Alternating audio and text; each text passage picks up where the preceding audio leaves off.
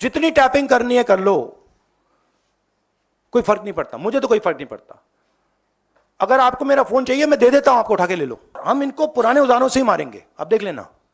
And में ये पुराना औजार, सबसे पुराना औजार कौन सा है? सच्चाई है। देश के युवाओं को मैं समझाना चाहता हूं, बताना चाहता हूं यहां हो क्या रहा है।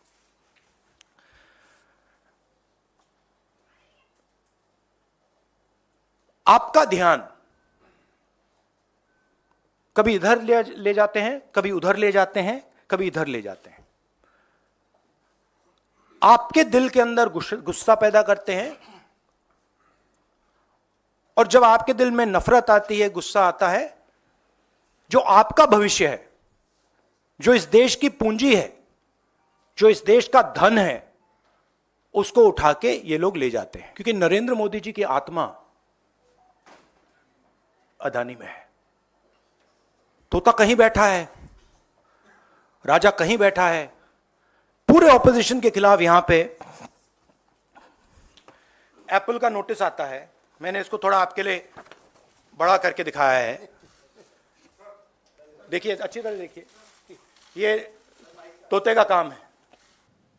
नमस्कार, मैं रवीश कुमार। ये स्टेट कौन है, कहां का स्टेट है, इसका कैसा चेहरा है जो भारत के विपक्षी सांसदों और पत्रकारों के आईफोन पर हमला कर रहा है। विपक्षी नेताओं और पत्रकारों के आईफोन पर अलर्ट आया है कि उनके फोन पर राज्य प्रायोजित अटैकर हमला कर सकते हैं। एप्पल कंपनी अपने अलर्ट में राज्य प्रायोजित हमला लिखती है, किसी देश या राज्य का नाम नहीं लेती। कंपनी की वेबसाइट पर राज्य प्रायोजित अटैकर की परिभाषा साफ है या नहीं, लेकिन क्या सरकार, विपक्ष, हम और आप नहीं जानते कि राज्य प्रायोजित का क्या मतलब हो सकता है? क्या आज की दुनिया में सरकारें साइबर अटैक नहीं कराती, फोन के भीतर जासूसी सॉफ्टवेयर प्लांट नहीं करवाती? तो यही मतलब निकलना चाहिए, और क्या मतलब निकल सकता है? नोटिफिकेशन में एप्पल ने यह तो लिखा है कि हो सकता है कि गलत अलार्म हो, मगर उसने राज्य प्रायोजित अटैकर के होने पर संदेह नहीं किया है। इसलिए कोई भी राज्य प्रायोजित अटैकर को लेकर संदेह नहीं कर सकता। यह तो एप्पल का फोन है, क्या पता जिसके पास एंड्रॉयड फोन है उन्हें तो ऐसी चेतावनी भी नहीं मिलेगी, और उनके फोन के भीतर क्या कुछ हो गया होगा। जांच एजेंसियां लगाकर विपक्ष के यहां जब तब छापे मारने के बाद अब उनसे क्या जानना रह गया है कि इनके फोन पर स्टेट के अटैकर के हमले का अलर्ट आ रहा है। एप्पल जब अलर्ट जारी कर रही है तो उससे पूछा जाना चाहिए कि किस तरह का सॉफ्टवेयर है, पेगासस है या कुछ और है। इस अटैक से सांसद और पत्रकार खुद को कैसे बचा सकते हैं? क्या एप्पल का कोई आधिकारिक बयान आज आया है? इसे लेकर भी अटकलें चल रही हैं। क्या आपको पता है कि भारत सरकार के इलेक्ट्रॉनिक और सूचना प्रौद्योगिकी मंत्रालय ने सितंबर और अक्टूबर में एप्पल फोन को लेकर हाई लेवल की चेतावनी जारी की थी कि इनके फोन सुरक्षित नहीं है, कोई भी इसके सुरक्षा चक्र को भेद सकता है। इसके बाद सरकार सोती क्यों रही? हम इस वीडियो में आगे इस पर विस्तार से बात करेंगे, लेकिन शुरुआत आज की खबर से करते हैं।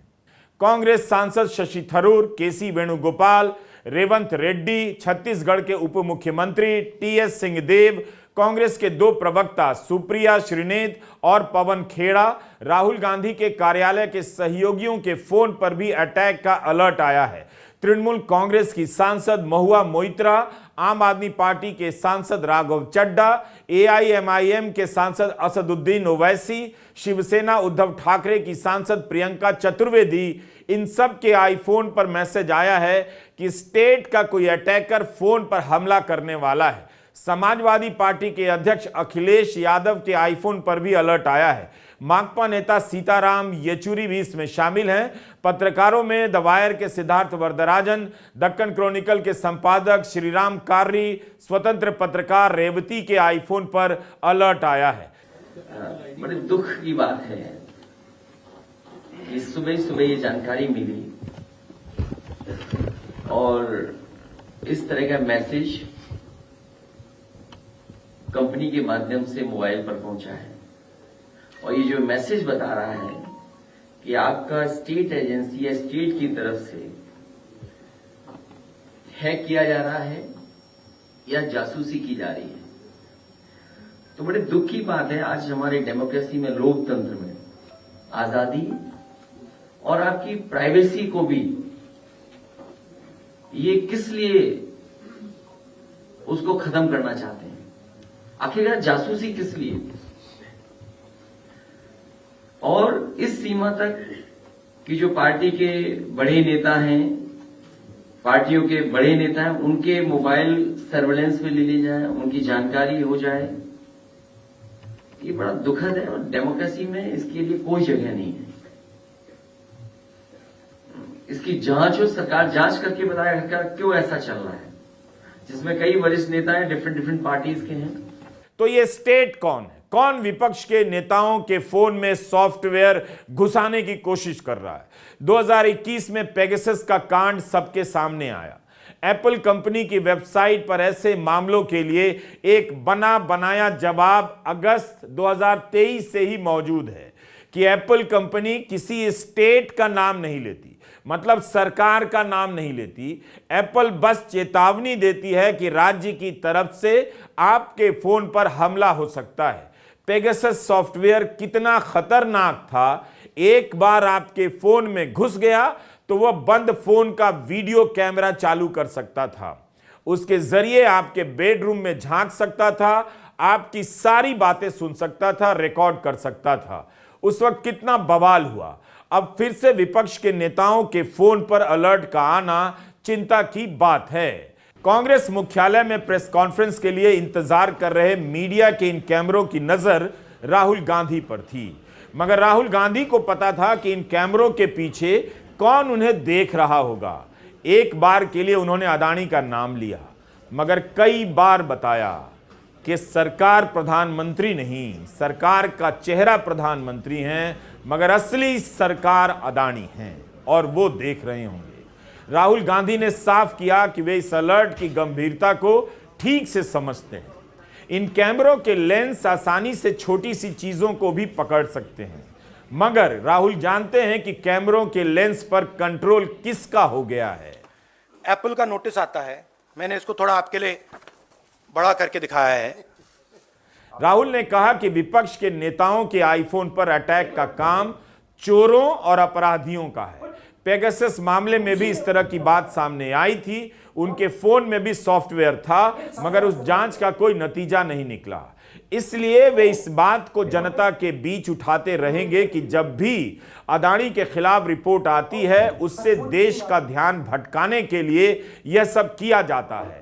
पता नहीं आपने सुनी है या नहीं, एक पुरानी कहानी है। पहले टाइम, बहुत सालों पहले हिंदुस्तान में एक राजा हुआ करता था।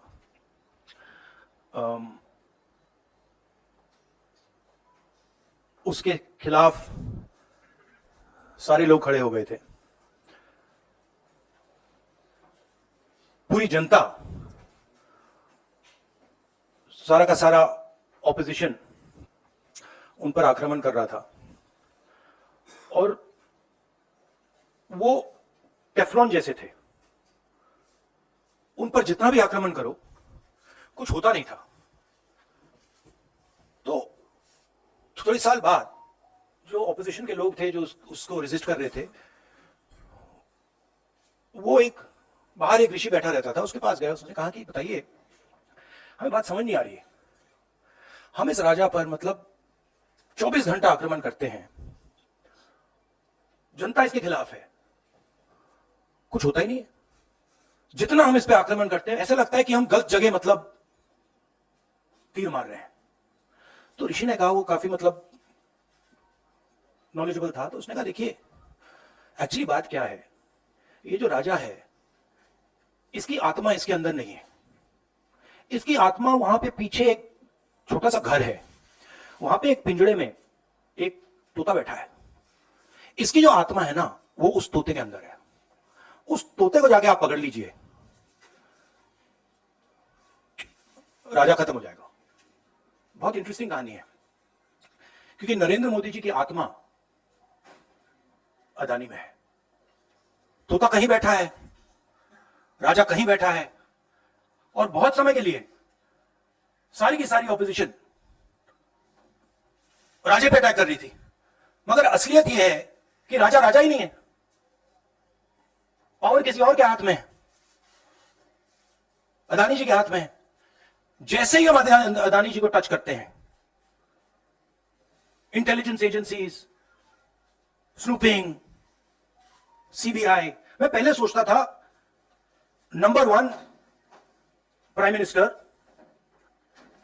Number 2 Adani, number 3 Amit Shah. Actually गलत है, number 1 Adani, number 2 prime minister, number 3 Amit Shah. अभी हिंदुस्तान की पॉलिटिक्स हमें समझ आ गई है, और अदानी जी बच के नहीं निकल सकते, क्योंकि अदानी जी को हमने ऐसे घेरा है, तोते को हमने ऐसा पकड़ा है कि वो बच के नहीं निकल सकता है। और इसीलिए सारा का सारा हो रहा है डिस्ट्रैक्शन पॉलिटिक्स, कि देश की निगाह, ऑपोजिशन की निगाह पिंजरे में बैठा हुआ तोते की ओर ना चले जाए। तो हमें काफी क्लैरिटी है। आप देखिए, पूरे ऑपोजिशन के खिलाफ यहां पे एप्पल का नोटिस आता है। मैंने इसको थोड़ा आपके लिए बड़ा करके दिखाया है, देखिए अच्छी तरह देखिए, ये तोते का काम है। पेगासस इस्राइल की एक कंपनी का बनाया हुआ सॉफ्टवेयर है। 2021 जुलाई में जब यह मामला आया कि विपक्ष के नेताओं, पत्रकारों और यहां तक कि सरकार के करीबी लोगों के फोन में भी यह जासूसी सॉफ्टवेयर है, तब भारत में जांच नहीं हुई। फ्रांस में जांच हुई, जिसने बताया कि पेगासस के इस्तेमाल की बात सही है। 3 पत्रकारों पर इससे हमले की पुष्टि हुई। हंगरी में भी जांच हुई और पाया गया कि पेगासस सॉफ्टवेयर का इस्तेमाल हुआ है।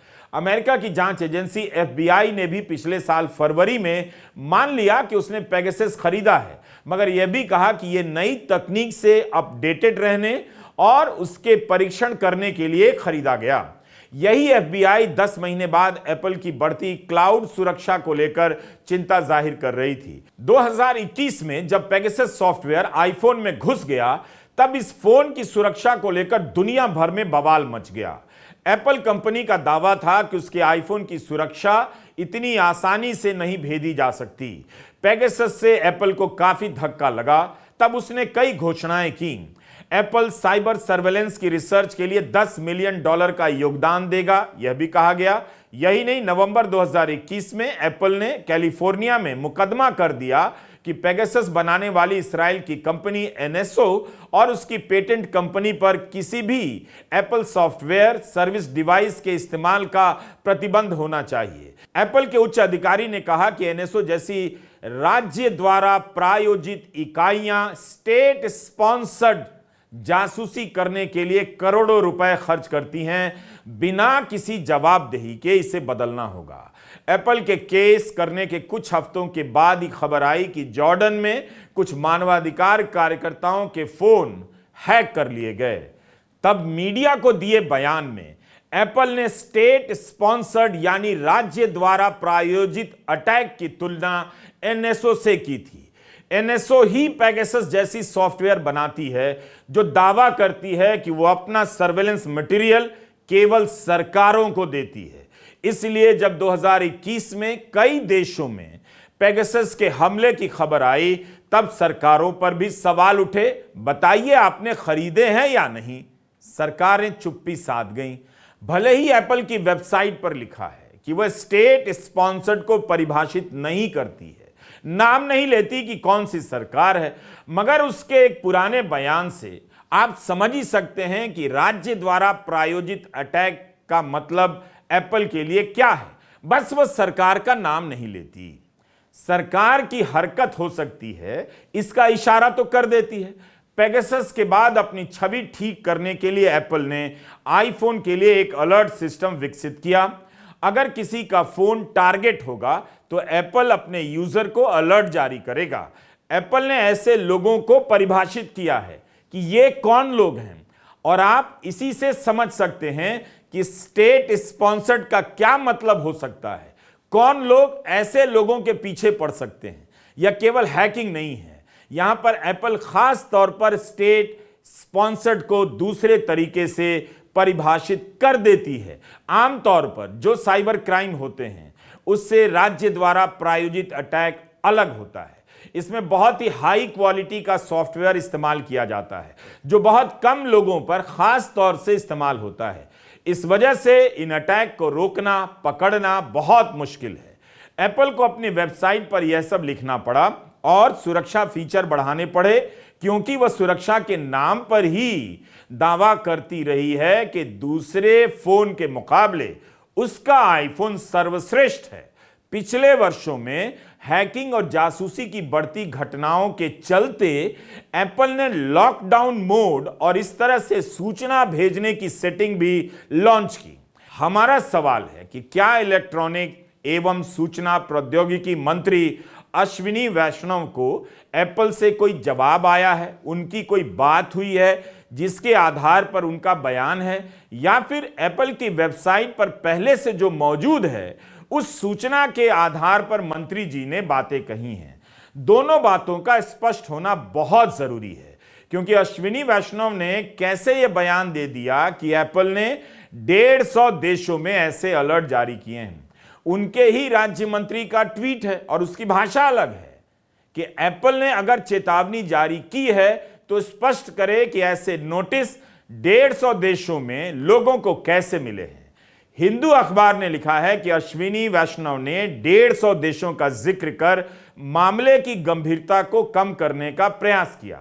इंडियन एक्सप्रेस और हिंदू ने लिखा है कि पिछले 2 वर्षों में 150 देशों में लोगों को चेतावनी दी गई है। आज की घटना से इसका कोई संबंध नहीं है। जब सरकार के पास ही स्पष्ट और ठोस जानकारी नहीं है तो बयान देने की इतनी जल्दी क्या थी?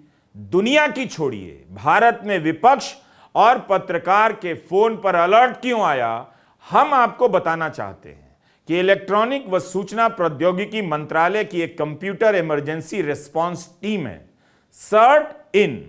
इसने 27 अक्टूबर को हाई कैटेगरी की चेतावनी जारी की है। ठीक इसी तरह की चेतावनी सितंबर महीने में भी जारी की गई थी। इस चेतावनी में लिखा गया है कि एप्पल के प्रोडक्ट में कई तरह की सुरक्षा चूक की संभावनाएं हैं। कोई अटैकर चाहे तो संवेदनशील सूचनाओं को निकाल सकता है, फोन के सुरक्षा चक्र को भेद सकता है, एप्पल डिवाइस में घुसकर जानकारी निकाल सकता है। जरूर सर्ट इन ने कुछ जांच की होगी, एप्पल फोन की पड़ताल की होगी, तभी तो यह चेतावनी जारी की गई। हम चाहते हैं कि आप भारत सरकार के इस नोटिस को इस वक्त ध्यान में रखें, क्योंकि इसी के सहारे वीडियो में अभी कुछ और बातें करनी हैं। 27 अक्टूबर को एप्पल फोन को लेकर सरकार की एजेंसी हाई लेवल की चेतावनी जारी करती है और 27 अक्टूबर को ही अश्विनी वैष्णव भारत में बने आईफोन की तस्वीर ट्वीट करते हैं और कहते हैं कि made in India iPhones by Tata. उसी दिन यानी 27 सितंबर को राजीव चंद्रशेखर भी ट्वीट करते हैं, जो उनके मंत्रालय में राज्य मंत्री हैं। राजीव चंद्रशेखर लिखते हैं कि 2.5 साल के भीतर टाटा कंपनी भारत और ग्लोबल बाजारों के लिए आईफोन बनाना शुरू कर देगी। राजीव चंद्रशेखर यह भी लिखते हैं कि सरकार एप्पल को पूरी मदद देगी ताकि मैन्युफैक्चरिंग में भरोसेमंद सहयोगी बन सके।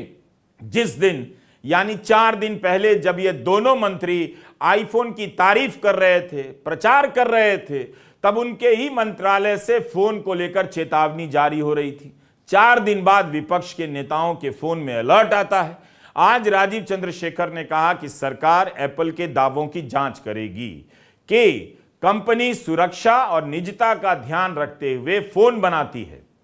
इन दोनों मंत्रियों को तब ध्यान में क्यों नहीं आया जब एप्पल के फोन को लेकर सितंबर और अक्टूबर में हाई लेवल की चेतावनी जारी की गई? कल तक ये दोनों मंत्री भारत में आईफोन के बनने को लेकर सुपर पावर, इलेक्ट्रॉनिक पावर बनने का सपना बांट रहे थे। आज कह रहे हैं कि एप्पल के दावों की जांच करेंगे। हिंदू अखबार को एप्पल कंपनी के प्रवक्ता ने कहा है कि उन्होंने भारत सरकार को जिम्मेदार नहीं ठहराया है और ना ही इससे इनकार किया है। ध्यान से आपने सुना, उन्होंने भारत सरकार को जिम्मेदार नहीं ठहराया है और ना ही इससे इनकार किया है। यह उस खबर का हिस्सा है जहां एप्पल कंपनी की बात लिखी है। हिंदू ने यह भी लिखा है कि अभी तक यह साफ नहीं है कि भारत में एप्पल के अफसरों को अलर्ट की जानकारी थी या नहीं।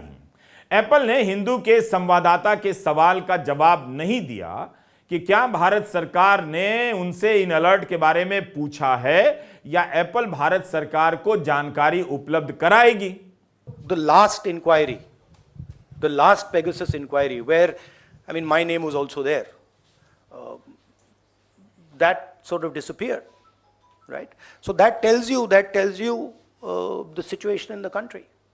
एप्पल के प्रवक्ता ने हिंदू अखबार से बात की। बाकी मीडिया को साफ करना चाहिए कि वे स्टेट स्पॉन्सर्ड थ्रेड के बारे में जानकारी एप्पल के प्रतिनिधि से बात करके दे रहे हैं आपको, या एप्पल की वेबसाइट पर पहले से जो मौजूद है वहां से लेकर दे रहे हैं, जहां स्टेट स्पॉन्सर्ड थ्रेड के बारे में बताया गया है। अब तो यह बात साबित हो चुकी है कि विपक्ष के नेताओं ने गलत आरोप नहीं लगाए। उन्हें अलर्ट आया है तो सबको बताया, स्क्रीनशॉट ट्वीट किया। एप्पल की वेबसाइट पर ही जाकर आप चेक कर सकते हैं कि अलर्ट सही में आया है या नहीं। आज हमने देखा कि देश के विपक्षी दलों के कई दिग्गज नेताओं ने यह दावा किया है कि एप्पल कंपनी से उन्हें एक चेतावनी जारी की गई है। यह चेतावनी कंपनी सिर्फ तब देती है कि जब कोई बहुत ही बड़ा साइबर अटैक उन पर हो रहा हो। यह चेतावनी ये भी कहती है कि ये कोई नॉर्मल हर रोज़मर्रा का अटैक नहीं है कि आपका डेटा यहाँ से लीक हो गया, वहाँ से ब्रीच हो गया, जो कि हिंदुस्तान में आजकल आम हो गया है। ये कहता है कि कोई पावरफुल देश इसके पीछे है। तो अगर ये विपक्षी दलों के ही अटैक किया जा रहा है और किसी और पर नहीं हो रहा है, तो ये बहुत ही संदेहपूर्ण बात है। और हम सबको इस समय अपने फ़ोन चेक करने चाहिए, देखना चाहिए क्या हो रहा है। हमारी सरकार को इसके अंदर इन्वेस्टिगेशन करना चाहिए। इस जानकारी को जब उन्होंने साझा किया तो ये भी बताया कि एप्पल कंपनी क्या कहती है। हम ये पढ़ सकते हैं कि किस तरीके की चेतावनी दी जाती है, उसका मतलब क्या होता है, और संवेदनशील डेटा, संचार कि यहाँ तक कि कैमरा और माइक्रोफोन आदि भी इससे सक्षम हो सकते हैं। ये एक बड़े ही संदर्भ की बात है कि ये सिर्फ विपक्षी दलों के साथ ही हो रहा है। आम आदमी पार्टी के सांसद राघव चड्ढा ने भी ये दावा किया है कि उनका आईफोन भी हैकिंग की चेतावनी दे रहा है। हमको ये देखना पड़ेगा कि एप्पल के अंदर एटलीस्ट लॉकडाउन मोड एक्टिवेट करने की एक सुविधा है कि ये सारे जो नेता हैं इन्होंने वो एक्टिवेट कर दिया हो, पर ये एक सांसद में उठाने लायक मुद्दा है और हमारे सब लोगों को इसके बारे में गंभीरता से इसे लेना चाहिए और एक डिस्कशन होनी चाहिए। तृणमूल सांसद महुआ मोइत्रा को भी नोटिस आया। महुआ ने सुबह 9:30 बजे ही ट्वीट कर दिया कि मुझे एप्पल से ईमेल और मैसेज आया है कि सरकार मेरे फोन को टैप करना चाहती है। महुआ ने कहा कि इस बारे में वो स्पीकर को भी लिख रही हैं। विपक्ष के सांसदों की सुरक्षा पर ध्यान देने और राजधर्म निभाने की अपील करने लगी। महुआ मोइत्रा ने कहा कि वो डरने वाली नहीं है। शिवसेना सांसद प्रियंका चतुर्वेदी ने तो रात 11:15 बजे ही ट्वीट कर दिया था कि यह कौन हो सकता है। प्रियंका चतुर्वेदी ने इसे गृह मंत्रालय को भी ट्विटर पर टैग किया। एप्पल फोन पर जो अलर्ट आया है उसे पेगासस के अनुभव से आप अलग नहीं कर सकते। विपक्ष, पत्रकार, तमाम अधिकारी, बिजनेसमैन दिन रात इस बात की आशंका में जीते हैं कि उनके घर कभी भी छापा पड़ सकता है, उनके फोन की रिकॉर्डिंग हो रही है। सवाल यह भी उठ रहा है कि ऐसा अलर्ट बीजेपी के किसी सांसद को क्यों नहीं आया।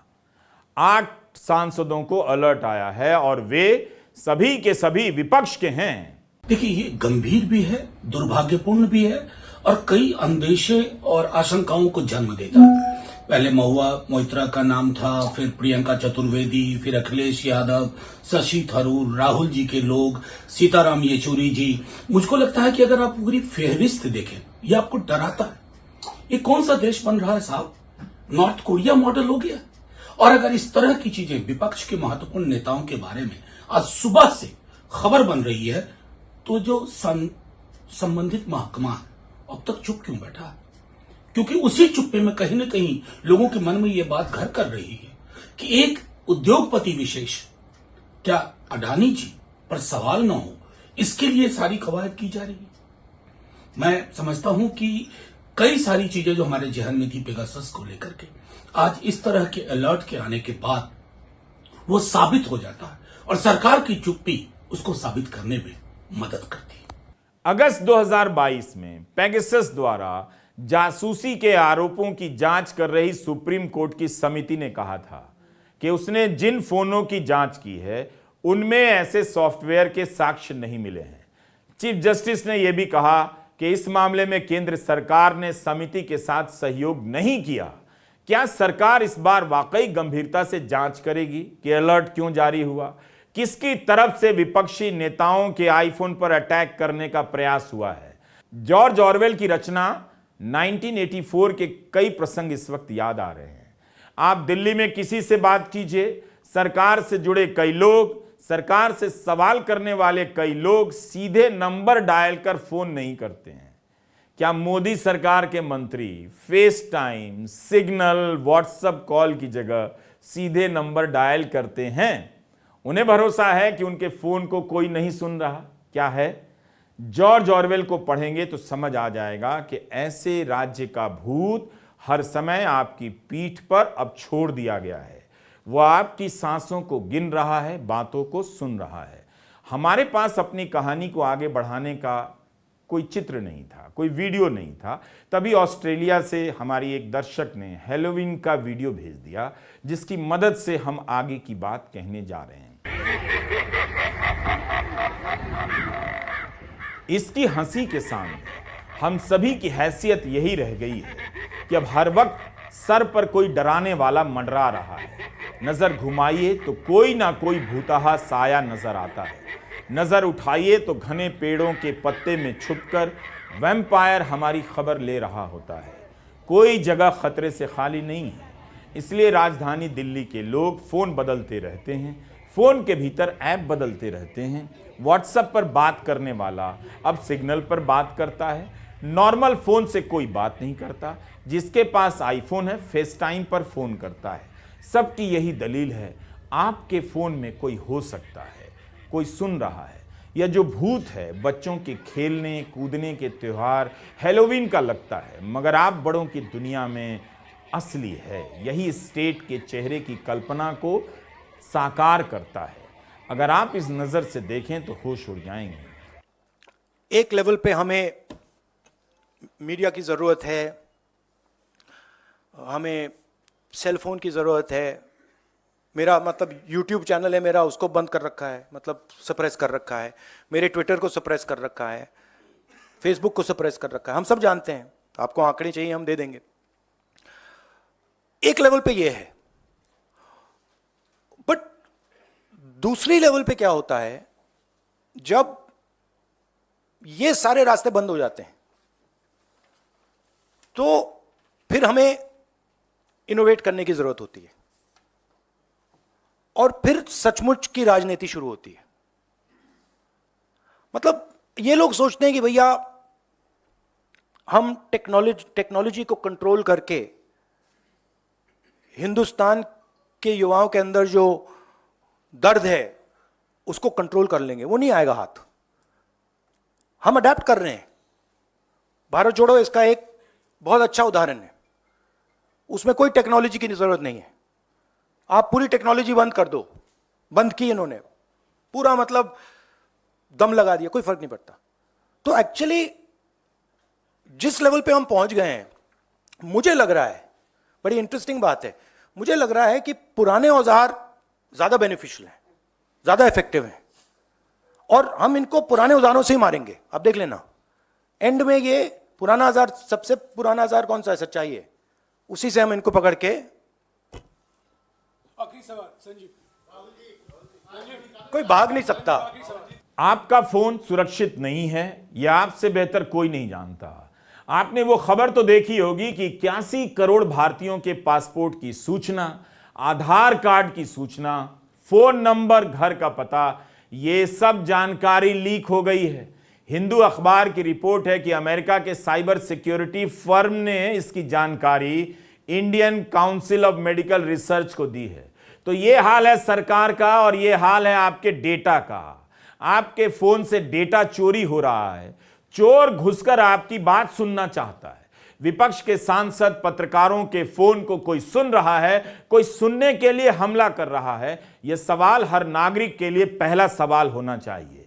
वैसे भी सरकार ने कह दिया है कि कौन सी कंपनी किस पार्टी को कितना चंदा देती है आपको जानने की जरूरत नहीं, मगर इतना तो आप समझ ही रहे हैं कि आपका पड़ोसी आपके फोन में नहीं झांकने आएगा।